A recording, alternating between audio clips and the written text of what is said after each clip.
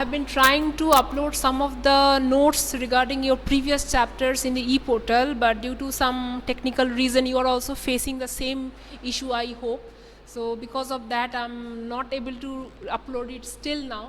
So I will wait for some more time if it is working well or not.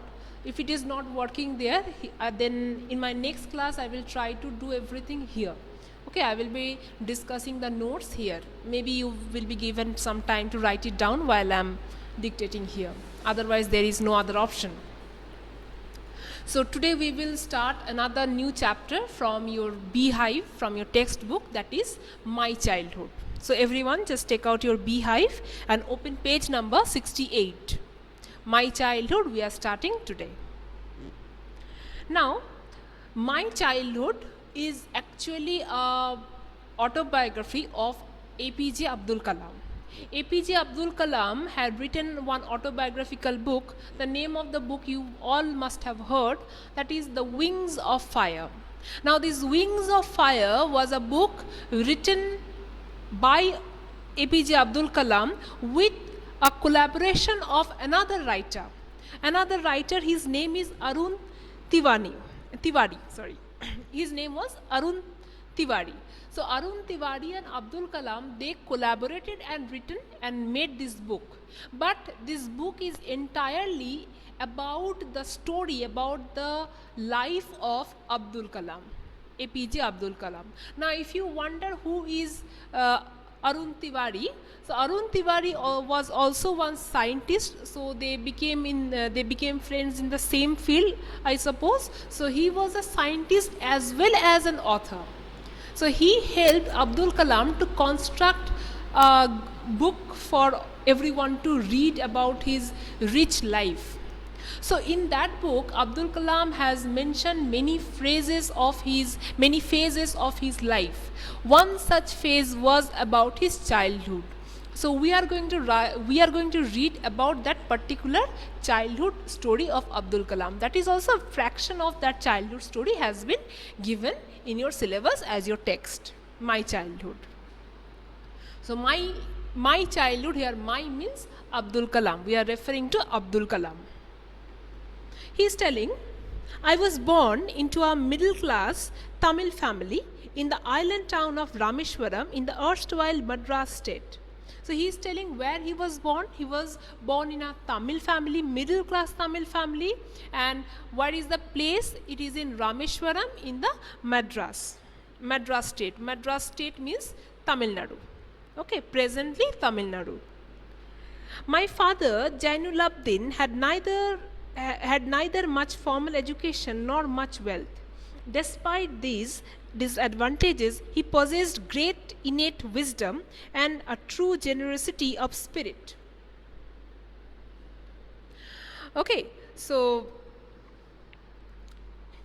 Abdul Kalam's father, Jainulabdin, he is telling that my father was not having that much formal education. Now what is this formal education? Formal education means passing the school, with a school degree of class 12, class 10 and 12 pass out, and also a college degree. So college degree, school degree, these are all formal education. So he is trying to refer that my father was not having such formal education, and also by wealth also he was not very rich. He was not a very rich man.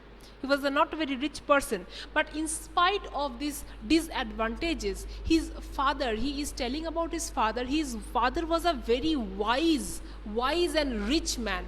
Rich here by the humanity way. In the grounds of humanity, he was a very rich person. He had lots of knowledge about the world, about how to live, how to be a proper human. So he was rich with that knowledge and discipline and a proper lifestyle. So, therefore, he was very wise. To Abdul Kalam, he was very wise. He had an ideal helpmate in my mother, Aishamma. I do not recall the exact number of people she fed every day. So as his father was a very nice man, so to match his goodness, he got a good life partner. his mother, Aishi Amma. The name of Abdul Kalam's mother is Aishi Amma. So Aishi Amma was also the same kind of person with the same temperament, same mindset, filled with goodness and kindness. I do not recall the exact number of people she fed every day, but I am quite certain that far more outsiders ate with us than all the members of our own family put together. So he is telling now that his mother was so kind and so generous for everyone that in their family, though it was a middle class poor family, still his mother arranged food for many other outsiders. Now, who will be these outsiders? Obviously, these outsiders were some poor people. So, those poor people were used to often come to their house and take food. They were served food, and Aisha Amma, his mother, used to do that thing. So, that was her kindness level. She used to feed everyone, not only the family members but also the people from outside. I was one of many children, a short boy with a rather undistinguished look, born to a tall and handsome parents. So Abdul Kalam is telling that he was not the single child, he was having many brothers and sisters. So he was one of them, but somehow Abdul Kalam is trying to make humor here. He is telling, I am a very average looking person. I'm just a short height person, not even having a good distinguished look. Because if you see Abdul Kalam's picture, if you go through Abdul Kalam's image, you can find that whatever Abdul Kalam is telling is correct only. He is not that good looking. Okay, and he sometimes feel that how it is possible that I was born to such handsome parents, because Abdul Kalam's parents were very handsome.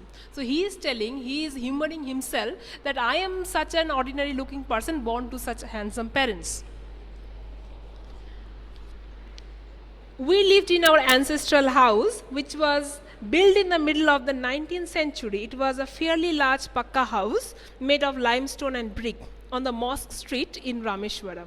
So they used to live in one ancient home. It was ancestral. Ancestral means all the ancestors used to live there, and that is why it is a very old house, but it was a pakka house made with limestone and brick. So they used to live there. And where was the house located?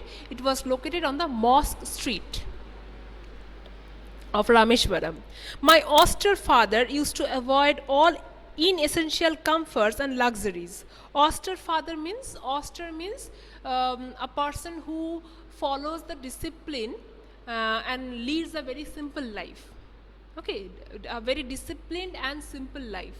A person who follows such kind of lifestyle will be termed as an austere person. So his father was such a person. Used to avoid all inessential comforts and luxuries. So his father was so much sincere about money part that he never believed in spending the money in something which is actually not needed. We spend money for luxury more than we need. Okay, now what is this luxury? Luxury, I can give you one example. If you have to sleep somewhere, what you need a bed. You need a clean and proper bed to sleep. Now, instead of having just a clean and proper bed, if you are going for a spongy, like where you can jump, where if you enter, you will completely get inside the bed, something so soft like that, and with fancy pillows and all, then that will be termed as luxury, which is actually not required. So those kind of things his father never liked, his father disliked, and those kind of things were avoided in the family. Any kind of luxury was avoided in the family. However, all necessities were provided for in terms of food, medicine or clothes. In fact, I would say mine was a very secure childhood, both materially and emotionally. So he led a very happy and secure childhood in his childhood days. Happy and secure means he had parents, and obviously very good parents, and the parents used to provide all the basic needs to all the children. Now basic needs include food, first of all, good food, good medicine for any kind of illness, they were treated with good medicine, and also good clothes. So these are the basic things a person needs to have a life. Okay, everything materially as well as emotionally was provided to them by their parents. Therefore, it was a secure childhood. Materially means, I said, materially means all kind of materials. Okay, materials means like Abdul Kalam is studying in school, so he will obviously need books, notebooks, pencil, erasers, slate, pencil. Okay, these are the materials which were provided. With the basic materials which is needed, it is provided. For example, the cloth also can be included for material. Food also material. So these are all materially. Materially, he never had to worry about any single thing. It was, everything was provided to him. Therefore, it was called secured. Okay. The Second World War broke out in 1939 when I was 8 years old. So Abdul Kalam at that time, he was 8 years old, and the Second World War broke out, and the year is 1939. Remember the year, remember his age. For reasons I have never been able to understand, a sudden demand for tamarind seed erupted in the market. I used to collect the seeds and sell them to a provision shop on the Mosque Street. So suddenly, for some unknown reason, Abdul Kalam also couldn't understand why it happened, but suddenly people started demanding for tamarind seed. Tamarind means imli, what we call imli seeds. Okay. So people started demanding for tamarind seed, and as the demand was growing, so Abdul Kalam thought it is a good opportunity. So he used to collect the tamarind seed and he used to sell the seed in the nearby provision shop to get some money out of it. And it was good enough. Like he used to, after selling one full 1 day's collection, he could get around 1 anna. My brother-in-law, Jalaluddin, would tell me stories about the war, which I would later attempt to trace in the headlines in Dinamani. So his sister got married by that time, and the sister's husband, his name was Jalaluddin. So Jalaluddin used to tell this little Abdul Kalam different stories about the World War II. What is happening at present, what happened yesterday, what happened after that. So he used to tell different kind of stories related to war. And little Abdul, he used to go to the market next day, and he used to take the newspaper. The newspaper name is Dinamand. Okay, he used to take the newspaper and he used to search that story in the headline. He used to search where it is written, that I heard yesterday, where it is written. He used to search those stories in the newspaper. Our area, being isolated, was completely unaffected by the war. But soon India was forced to join the Allied forces, and something like a state of emergency was declared. So Rameshwaram was little bit in the corner area, therefore it is like isolated part of India. So at that time, the world is getting involved in the World War II, but much changes did not happen in the Rameshwaram area. So it was unaffected, he was telling, for some time. Then later on, India was forced to join the Allied forces. How? Because India at that time was under the British rule, and British people, they told the Indian soldiers that you have to go for the war. You have to fight for British army. Okay, therefore, unwillingly or willingly in some way, India joined in World War II as a support of British. Okay, Allied forces means the British, France, they were in one side, America, that they were in one side, so that side is called Allied force. So next, the first casualty came in the form of the suspension of the train halt at Rameshwaram station. Erupted freight trace. Erupted means suddenly coming out. Okay. Fetch means collecting, and trace means trying to find out something.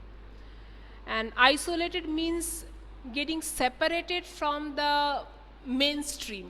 Okay, living separated from the mainstream. Because Rameshwaram is like kind of, it is having number of island areas. So islands obviously feel kind of little bit separated from the main country. Therefore, it is said isolated.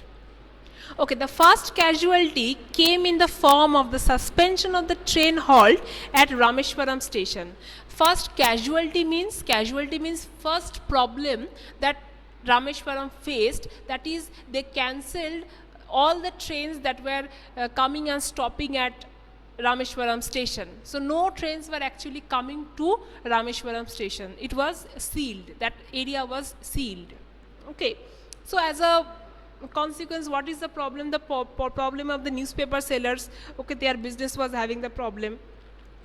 The newspapers now had to be bundled and thrown out of the moving train on the Rameshwaram road between Rameshwaram and Dhanushkodi.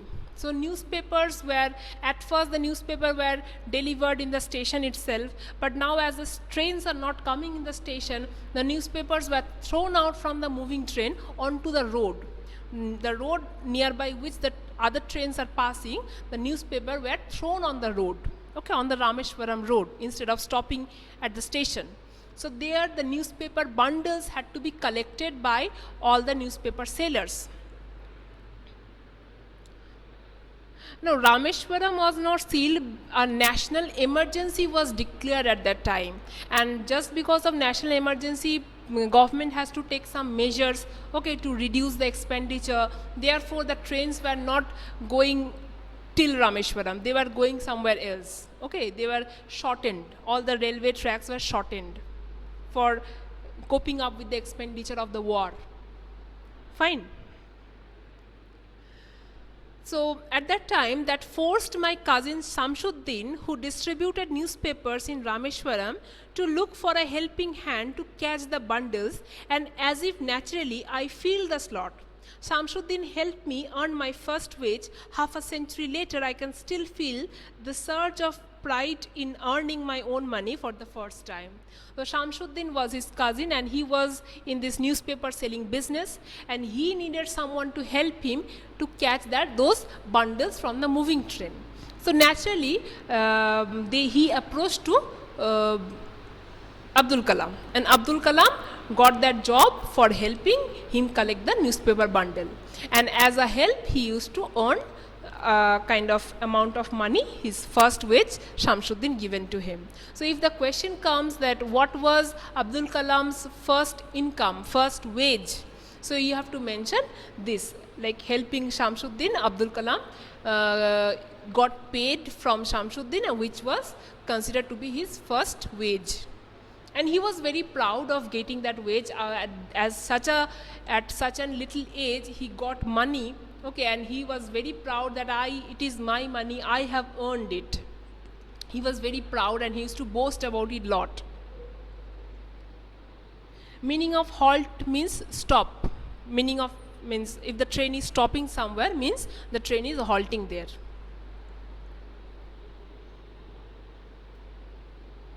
Okay. Next, every child is born with some inherited characteristics into a specific socio-economic and emotional environment, and trained in certain ways by figures of authority. So it is said that every child is inheriting his or her parents' character. Okay, whatever the character the parents are having, the child also gets the same character. Now the next thing that has to be done is to nurture the child in such an environment with such rules and regulation and figure of authority that the child is finally developing and nurturing those values inside him which he already inherited from his parent. Okay, he is learning how to do good to how to use those values. For example, Abdul Kalam, as because his mother is kind, so by character Abdul Kalam was also born with kindness. His father was honest, so he got that honest character in himself. Now later on, because of his father and mother, as they used to give him different kind of values in family, Abdul Kalam learned how honesty will help you grow big as a big person. Okay, how being kind will actually, you will become dear to everyone else, you will be helpful, you will be doing good to others, kindness leading to goodness. Okay, how to do that he learned from his surroundings by the figure of authority, that is the parents.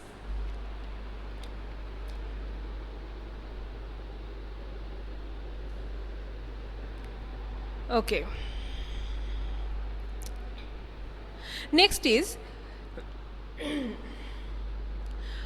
I inherited honesty and self discipline from my father. From my mother, I inherited faith in goodness and deep kindness, and so did my three brothers and sisters.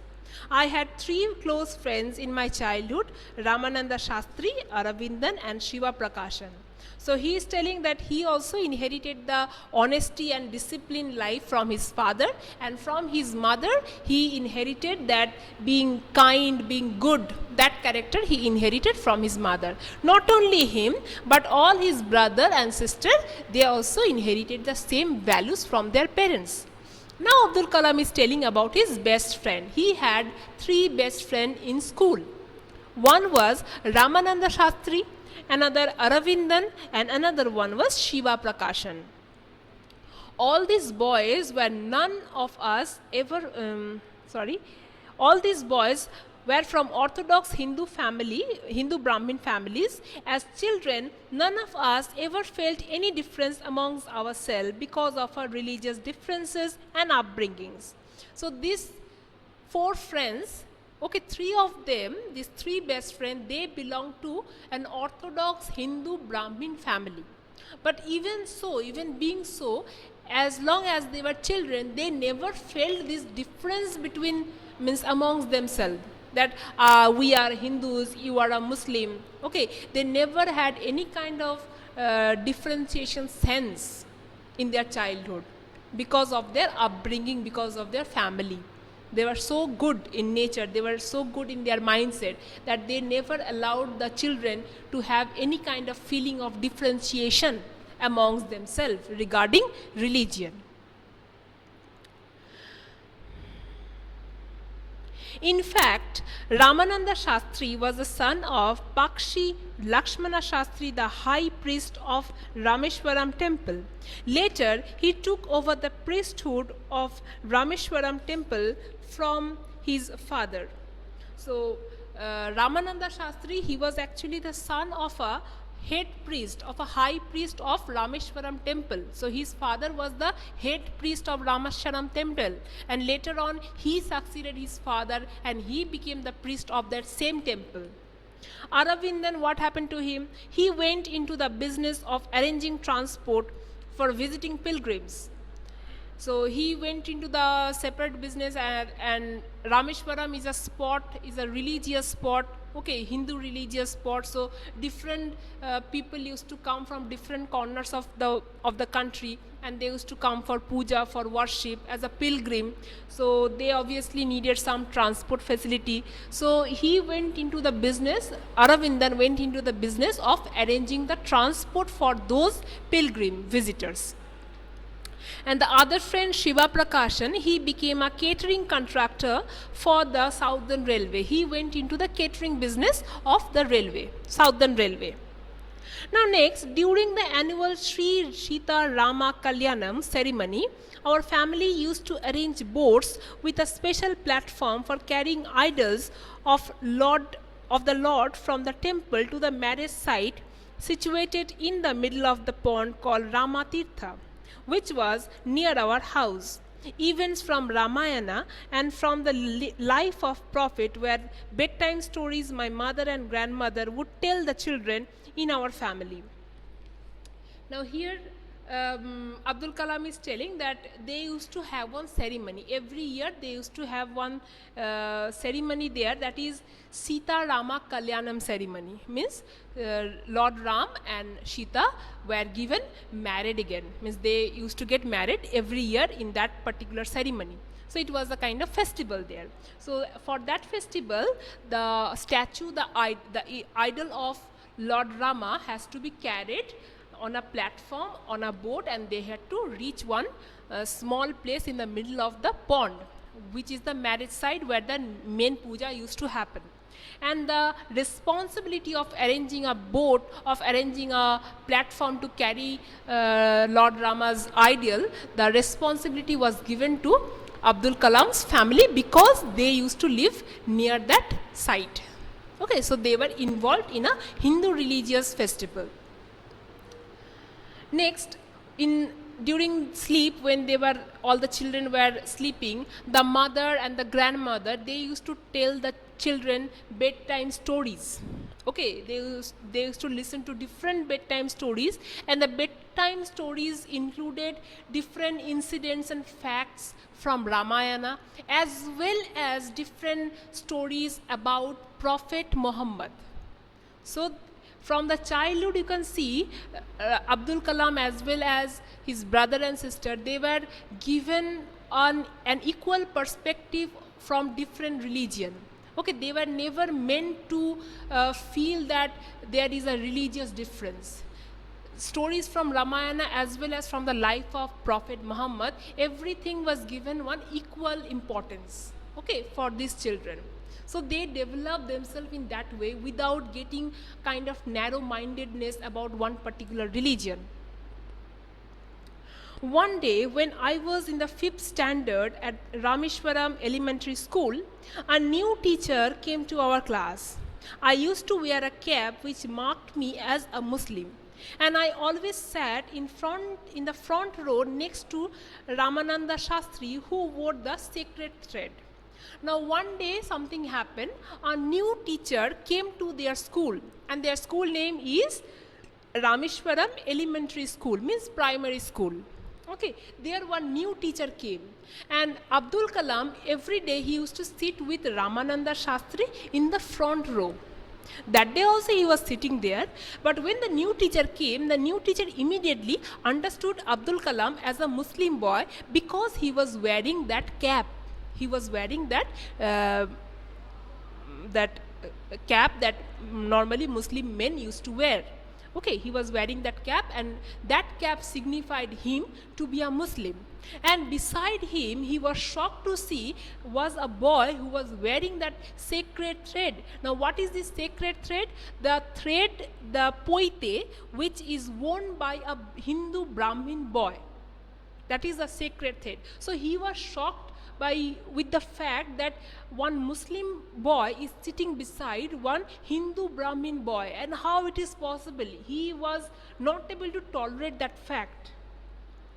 The new teacher could not stomach a Hindu priestess son sitting with a Muslim boy in accordance with our social ranking as the new teacher saw it.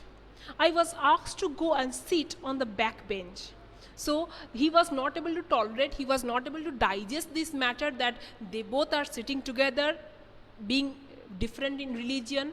Okay, so there he immediately told Abdul Kalam to pack your bag and move to the last row. So he was sent to the last row. Okay, he was obviously insulted, humiliated, and he was sent to the last row by that new teacher. I felt very sad, and so did Ramananda Shastri. Abdul Kalam, obviously, he was just a little kid at that time, and by this kind of attitude of the teacher, he really felt very bad. And equally, his friend Ramananda Shastri, he was also feeling very, very bad for his friend. He looked utterly downcast as I shifted to my seat in the last row. He just put his head down. He was so ashamed with that fact that he is being shifted to the last row because I am a Hindu Brahmin boy. That is the main reason, and he felt utterly disgusted with that fact, that how a teacher can do something like this, how is he able to do like that. So he was very sorry for Abdul Kalam, he was very much ashamed of that fact. The image of him weeping when I shifted to the last row left a lasting impression on me.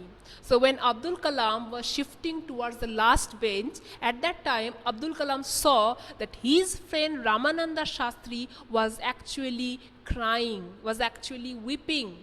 Okay, because he was so ashamed and he felt so hurt and bad just because of this incident. He started crying for Abdul Kalam, and that attitude of his friend, that he is loving Abdul Kalam so much, that love was reflected on that day by his weeping, and this fact made a lasting impression in Abdul Kalam. Abdul Kalam can never forget that scene, that what his friend Ramananda Shastri did reacted that day. So that made an everlasting impression. So this can come as your short question sometime. It can come often. Like what was the lasting impression on Abdul Kalam from his childhood? From his childhood days, what was the lasting impression of Abdul Kalam? So if such question comes, the lasting impression was the weeping of his friend Ramananda Shastri on this fact that he was being sent to the last row just because he was a Muslim boy. Okay, this weeping incident was that lasting impression. Okay, so in this way you just read the chapter once. I will end the chapter here today. Next day I will be completing the chapter, and by the meantime you just read the question, you just go through the text, and regarding remembering for your questions, you have to just remember the names of the people, like his cousin's name, brother-in-law's name, mother and father's name, where was his school, what was the religious ceremony that used to happen there near their home. Okay, these are the names you need to remember, and some of the dates. Okay. Socio-economic means related to the society as well as to the economic condition. Repeat the last part. Acha, the answer, that is regarding the lasting impression. What instance from his childhood had a lasting impression on Abdul Kalam? If the question like this comes, then you have to mention the image of him, the image of Ramananda Shastri weeping. Okay, now you will add why he was weeping, because Abdul Kalam was made to move to the last row, made a lasting impression on him. This fact. Okay. So I hope this chapter is till now it is clear to you. If you are having any other questions, first let me complete this chapter, and in the end of the chapter you may ask me in your next class. Okay? Till then, bye bye.